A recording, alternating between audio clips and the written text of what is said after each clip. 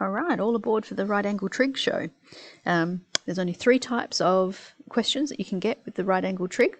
And if you follow 4 simple steps, you can't go wrong. All right, so the first thing is we want to be able to label the sides. So I hope you remember that our sides have got the options of, all right, it's got to be right angle for starters. An angle has to be involved.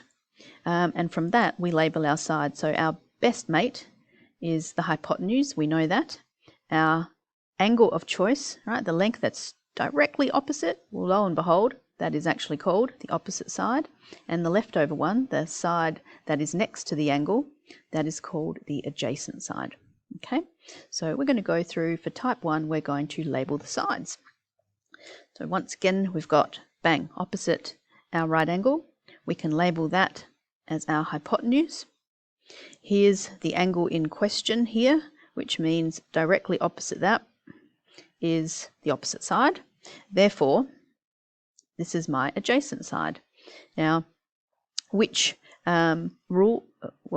which bit of information is useless here, or which side is useless? I'm going to say that one's got to go, because all we need is we want to find the adjacent side, and we have information of the hypotenuse. So now we have to look for our 3 rules, which is the only rule that uses A and H. So hopefully you do remember your 3 rules. We've got sine theta is opposite over hypotenuse.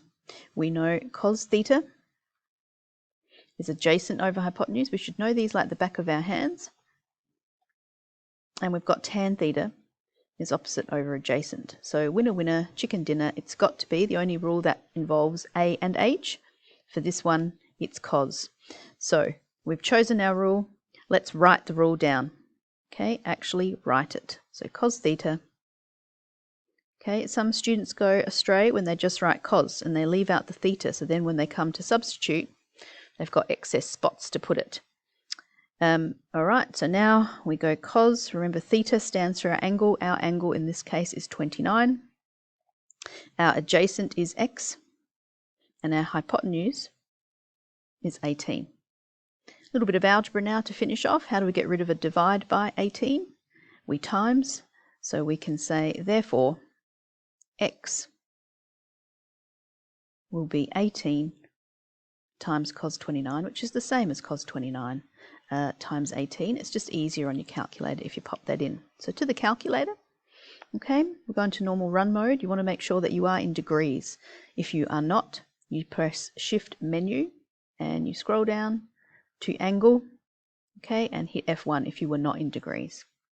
Okay, 18 times cos 29, 15.74. Right, we do a quick little check.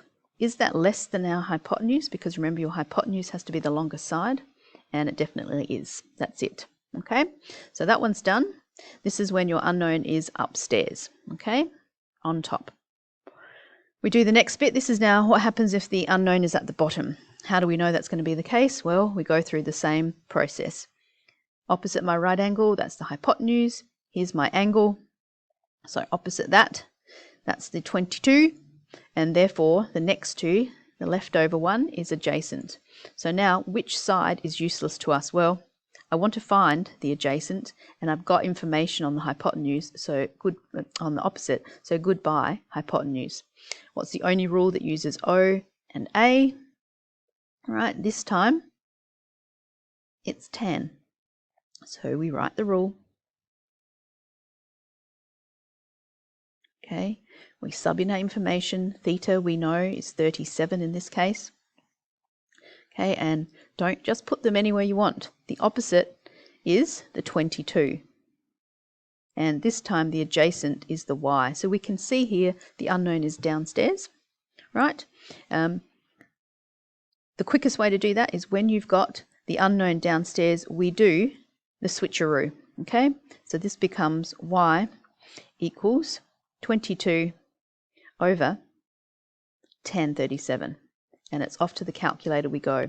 For those algebra buffs out there, if you really want to know why that is the case, well, to get rid of this divide by y, we times y. So we'd go tan 37 times y equals 22. And then, of course, we want y by itself. So how do I get rid of a times tan 37?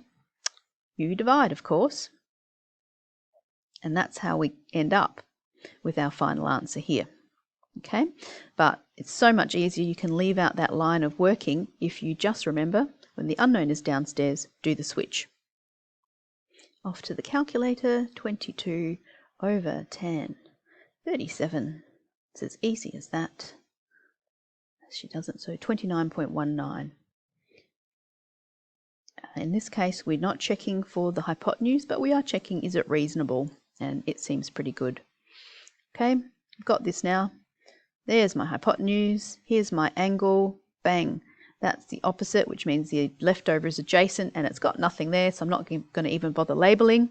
So this time our rule is sine theta equals opposite over hypotenuse, happily going along. But this time, when I go to put my angle in, well, this time this is the unknown. So we still keep the theta.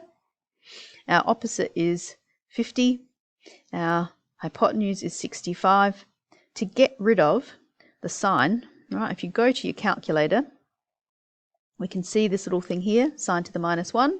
So that's what we're going to use. It's called the inverse of sine. Okay, so we go sine to the minus 1 of 50 over 65.